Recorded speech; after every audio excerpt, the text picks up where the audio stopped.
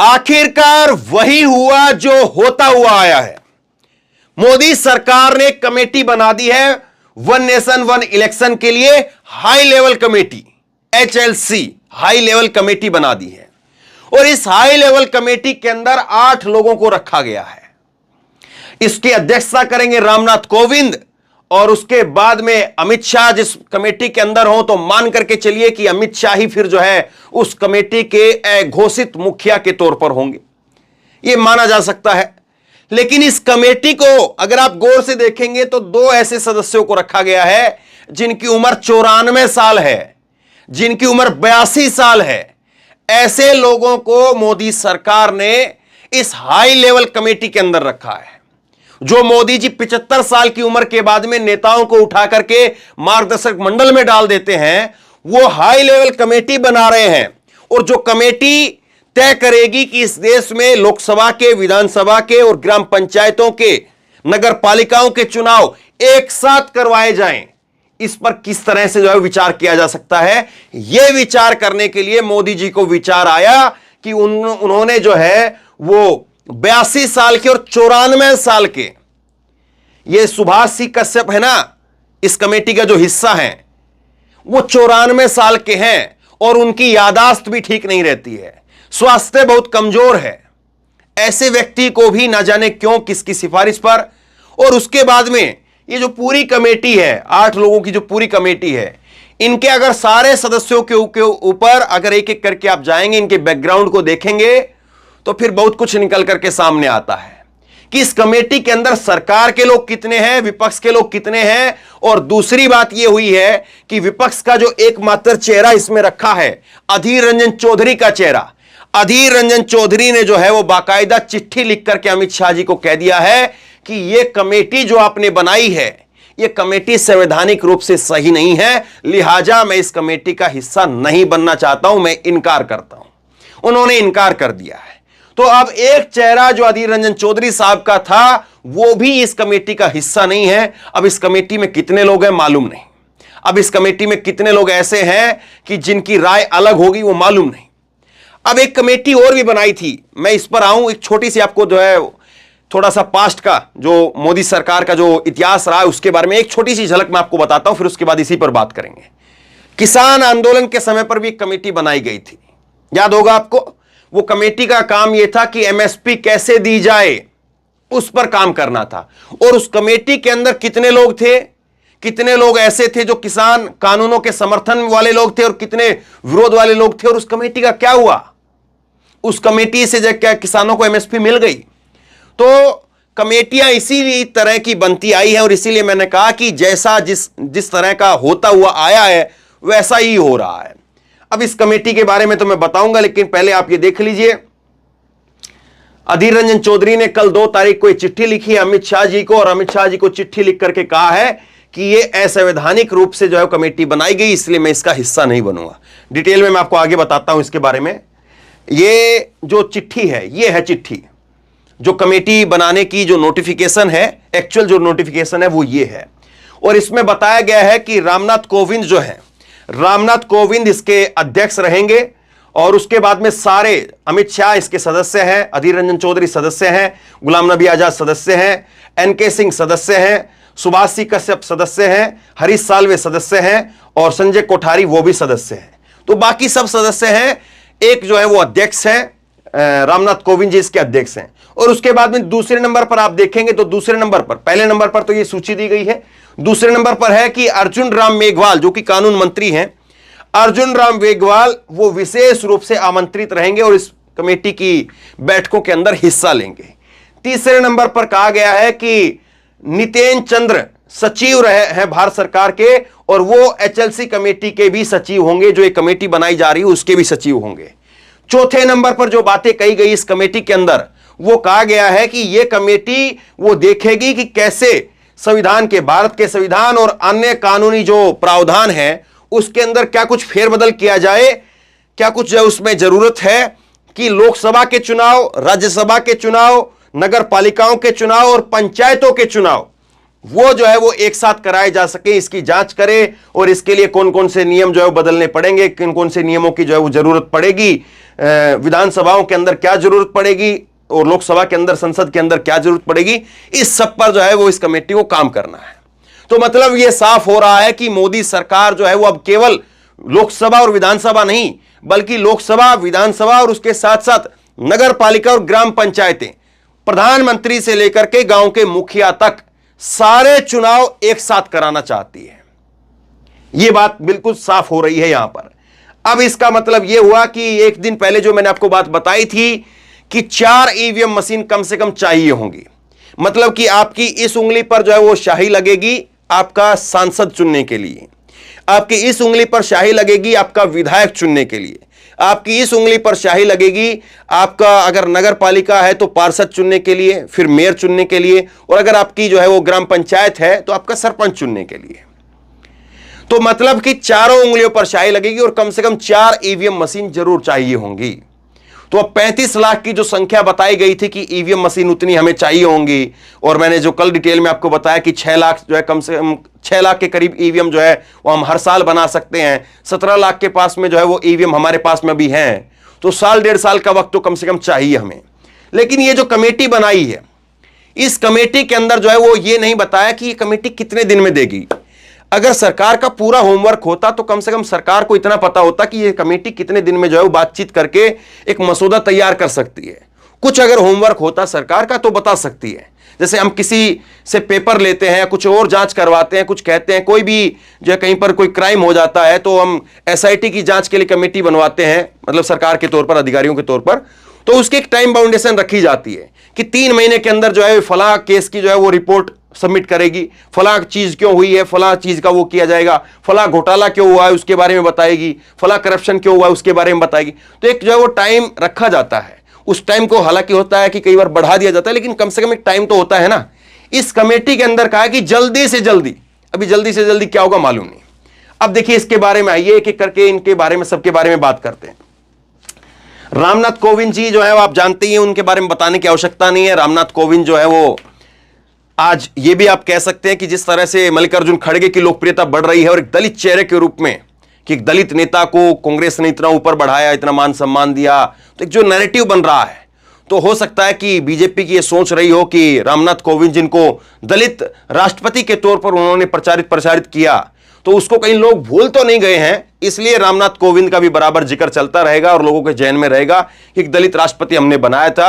अगर मल्लिकार्जुन खड़गे की बात हो रही है तो हम इनकी भी बात कर रहे हैं। हालांकि मल्लिकार्जुन खड़गे को इस कमेटी में नहीं लिया गया, और अधीर रंजन चौधरी को जब इस कमेटी में लिया भी गया है तो अधीर रंजन चौधरी के सामने जो है वो जो लिखा है उनके इनके नाम के सामने जो है वो अधीर रंजन चौधरी के सामने वो लिखा है विपक्ष में सबसे बड़े एकल दल के नेता हैं। ये विपक्ष के नेता के तौर पर अभी भी दर्जा नहीं मिला है, जो आधिकारिक तौर पर जो दर्जा होता है।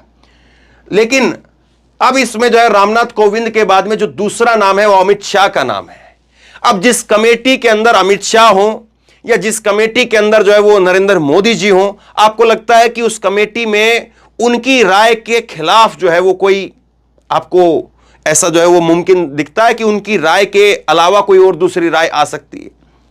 मोदी जी जिस कमेटी में हो और मोदी जी जो चाहते हो वो ना होकर के कुछ दूसरा काम हो रहा हो, क्या ऐसा मुमकिन आपको दिखाई देता है?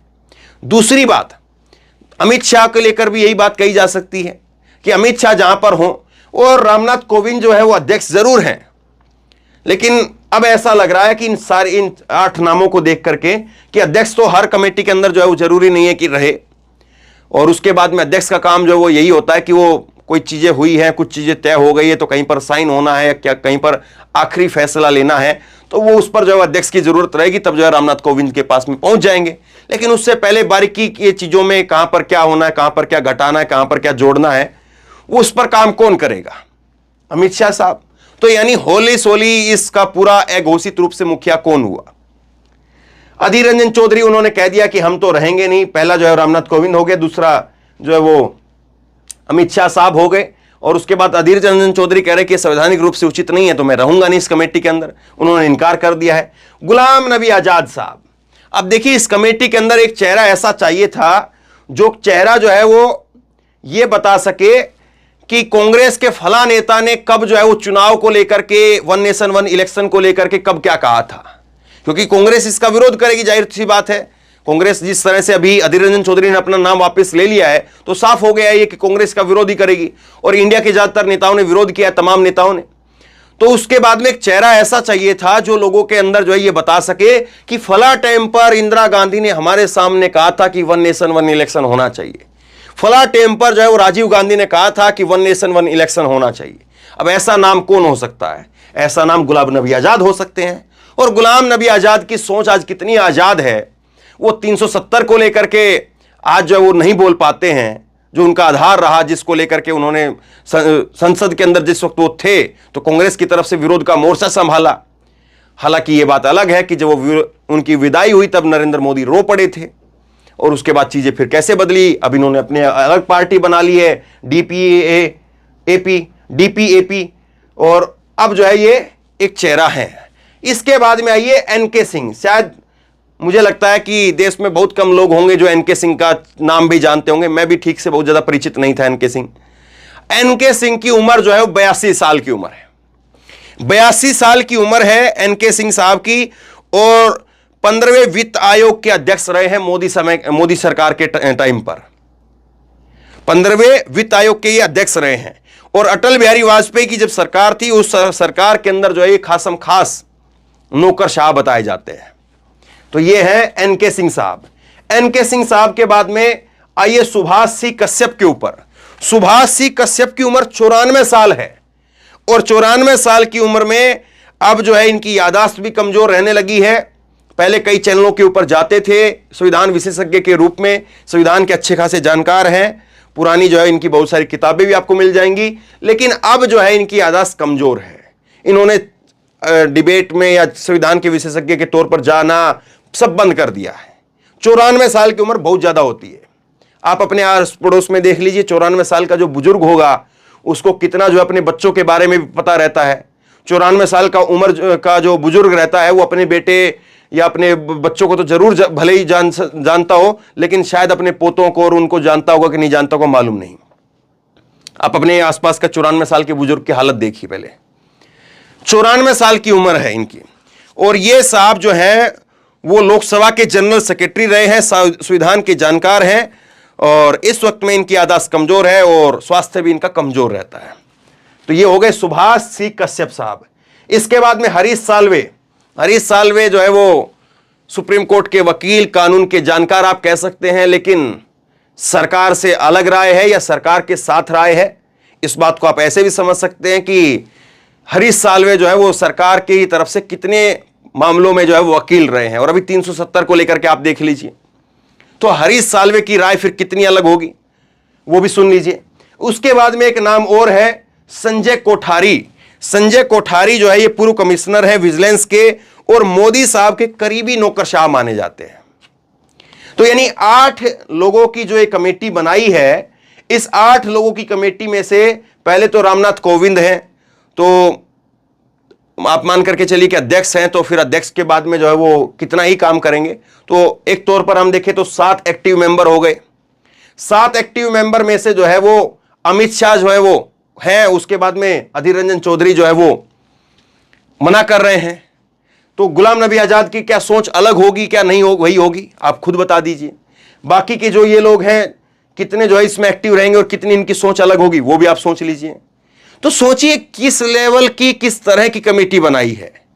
एक तरफ आप कह रहे हैं कि हाई लेवल की कमेटी है, हाई लेवल की कमेटी जो है इसको बता रहे हैं। अब इसमें जो बातें निकल करके सामने आ रही है वो ये है कि लोकसभा के चुनाव, राज्यसभा के चुनाव, लोकसभा और विधानसभा, और उसके साथ साथ नगर पालिका और ग्राम पंचायत के चुनाव एक साथ कराए जाएंगे। और उसमें फॉर्मूला जो है वो अभी ये निकाला जा रहा है कि जिन विधानसभाओं में 2 साल बचे हैं चुनाव होने के अंदर, जैसे 5 जो विधानसभाएं हैं, छत्तीसगढ़, राजस्थान, मध्य प्रदेश, तेलंगाना और मिजोरम, इनके तो अभी होने थे। और इसके बाद में उड़ीसा है, हरियाणा है, महाराष्ट्र है, और कल मैंने आपको बताया 12 राज्य हैं जिनके 2024 तक होना है। तो ये जो है 12 राज्यों के हो सकता है कि अभी जो है वो चुनाव लोकसभा के साथ करा दिए जाएं, और उसके बाद में जिन विधानसभाओं की कार्यकाल 2 साल से ऊपर का बाकी है, जैसे कि ये उत्तर प्रदेश का चुनाव है, 2022 में हुआ है, 2027 में होना है, तो 2027 वाले का चुनाव जो है वो और बढ़ा देंगे उसको, और उसको 2029 में करवाएंगे। और जिसका कार्यकाल कम है, जैसे कि हरियाणा के अंदर चुनाव होना है, तो हरियाणा में चुनाव जो है वो अक्टूबर 2023 के अंदर 24 में होना है, तो उसको कम करके जो है वो पहले ही, वो अभी 24 में ही करवा देंगे। 2 साल से कम जिनका है उनका 24 में, और 2 साल से ऊपर का जिनका समय बचा हुआ है उनको जो है 29 में करवा दिया जाए। यह फॉर्मूला निकल करके सामने आ रहा है। लेकिन अब इसके लिए विधानसभाओं की सहमति लेना जरूरी है, और विधानसभाओं में आधे से ज्यादा जो राज्य हैं उनकी सहमति लेना जरूरी है। लेकिन इस कमेटी के अंदर प्रावधान डाला गया है कि वो ऐच्छिक रूप से है, मतलब लिया जाए तो ठीक है, नहीं लिया जाए तो भी ठीक है। हालांकि ये एक तरह से राज्यों के अधिकार कुचलने जैसी बात होगी, लेकिन अब क्या कह सकते हैं। और इसीलिए अधीर रंजन चौधरी साहब ने कल जो है इस कमेटी को लेकर के कहा कि यह कमेटी एक तरह की आई वॉश है, मतलब ये केवल और केवल जो है वो लोगों को जो है वो गुमराह करने वाली बात है, आई वॉश है ये कमेटी संवैधानिक रूप से सही नहीं है, व्यवहारिक और तार्किक रूप से भी ये उचित नहीं है। ये कमेटी तब बनाई गई है जो लोकसभा के चुनाव नजदीक आ रहे हैं। राज्यसभा में विपक्ष के नेता के तौर पर इस कमेटी में न रखना लोकतांत्रिक व्यवस्था का अपमान है, यानी मल्लिकार्जुन खड़गे साहब को। और इस हालात में मेरे पास में कोई दूसरा विकल्प नहीं है कि मैं इस कमेटी के सदस्य के रूप में आपके निमंत्रण को अस्वीकार कर दूं। ये जो है वो अधीर रंजन चौधरी ने कहा है। आप बताइए कि ये जो कमेटी बनाई है, इस कमेटी के अंदर क्या कोई ऐसी राय है जो अलग राय है? आप एक ऐसा काम करना चाह रहे हैं जो काम एक तरह से इतिहास में दर्ज होगा, और एक काम ऐसा होगा जो पूरे चुनावी प्रक्रिया को पलट देगा। और ऐसा फैसला लेने के लिए, इतना बड़ा फैसला लेने के लिए भी अगर आप एक ही राय के लोग रख रहे हैं, तो फिर उसमें कमेटी कहां आ गई? उसमें तो फिर सरकार वैसे ही जो है वो चीजों को जो है तय करके, या फिर सब कुछ तय हो चुका है, सब कुछ जो बताया जा चुका है कि ऐसे ऐसे होना है, अब केवल जो है कमेटी बना दीजिए, कमेटी को कह दीजिए कि जल्दी से जल्दी। अब समझ में नहीं आता है कि इतनी बड़ी प्रक्रिया को कोई जल्दी से जल्दी कैसे करवा सकता है। कितना बारीकी से काम करना आपको मालूम है, किस तरह से काम होगा, सेंट्रल फोर्स कैसे चाहिए होंगी, कितनी चाहिए होंगी, कितने अनुपात में चाहिए होंगी, उसके बाद में संसाधन जो ईवीएम के तौर पर वगैरह हैं वो कितने चाहिए होंगे, किस तरह से चाहिए होंगे, चुनाव आयोग को पैसा देना है, पैसा अलॉट करना है, ईवीएम मशीन तैयार होनी है, 1 साल के अंदर 6 लाख ईवीएम मशीन तैयार हो सकती हैं। हमें चाहिए करीब करीब जो है वो इस वक्त में 17 से 18 लाख ईवीएम चाहिए, और अब तो जब चारों चुनाव एक साथ आप करवा रहे हैं तो हो सकता है कि संख्या 40 लाख तक भी पहुंच जाए। तो करीब 18-20 लाख ईवीएम चाहिए। 1 साल के अंदर आप 6 लाख ईवीएम तैयार कर सकते हैं, और उसके बाद में फिर आप कैसे जो है इस काम को जल्दी से जल्दी करवा लेंगे, समझ से परे है। या फिर मोदी जी ने नोटबंदी की तरीके से ईवीएम वगैरह पहले से चोरी से जो है वो बनवा करके रखे हुए, तो चोरी मतलब गुप्त तरीके से, जैसे नोटबंदी के समय पर गुप्त तरीके से जो प्लानिंग शुरू हो गई थी, नोटों का छपना भी शुरू हो गया था। तो क्या उस तरह से काम हो रहा है? और क्या ये काम इतना जो है वो चोरी छिपे होने वाला काम है कि इसको इतना गुप्त रखा गया और एकदम से अनाउंस कर दिया गया? इसमें ऐसा क्या है? अगर किसी को पता चल जाता तो कोई आपको राय देता, मशवरा देता, कोई सजेशन देता, सलाह देता, और वो आपको काम आती। बाद में जब अड़चने आएंगी, उससे अच्छा यह है कि किसी समझदार आदमी से सलाह ले ली जाए। और जिनको आपने रखा है 94 साल और 82 साल, इनकी खुद जो है वो आज वो कंडीशन नहीं है, तो जिनको आप रख भी रहे हैं, क्या वो केवल दिखाने भर के लिए हैं? सवाल ये है। तो इस कमेटी से जुड़े हुए तमाम सारे पहलू मैंने आपको आसान भाषा में समझाने की कोशिश की है। लोगों तक पहुंचाइए ताकि टीवी में जो काव काव हो रही है इस कमेटी के नाम पर, वो लोग उसमें जो है वो कंफ्यूज ना हो, उस तरह की बातों में ना आए, और एक साफ सुथरे अंदाज में, एक जो है वो सरल अंदाज में आपको समझ में आ सके, वैसे उस तरह से मैंने जो है वो कोशिश की है। बहरहाल अब आप इस खबर को आगे तक पहुंचाइए ताकि लोगों को भी समझ में आए, और आप बताइए कि इतनी सारी बातों को सुनने के बाद इस कमेटी के रूप में आपकी क्या राय है, और 1 नेशन 1 इलेक्शन जो मोदी सरकार करवाना चाह रही है वो कितना सरल आपको दिखाई देते हैं या कितने दूसरे तरीके से जो है उसको आप देखते हैं। नीचे कमेंट बॉक्स में अपनी राय जरूर दें। इस वीडियो को खूब शेयर करें, लोगों तक पहुंचाएं, और इसी तरह की तमाम खबरों के लिए ऑनलाइन न्यूज इंडिया को सब्सक्राइब कीजिए। साथ में जो बेल आइकन है घंटी उसको जरूर दबाइए, ताकि जैसे कोई खबर अपलोड करें उसकी नोटिफिकेशन सीधे सबसे पहले आपको मिल सके। और अगर ये वीडियो फेसबुक पर देख रहे हैं तो फेसबुक पर हमारे पेज को लाइक कीजिए, इस खबर को फॉलो कीजिए, फेसबुक को पेज को फॉलो कीजिए और इस खबर को शेयर कीजिए। धन्यवाद।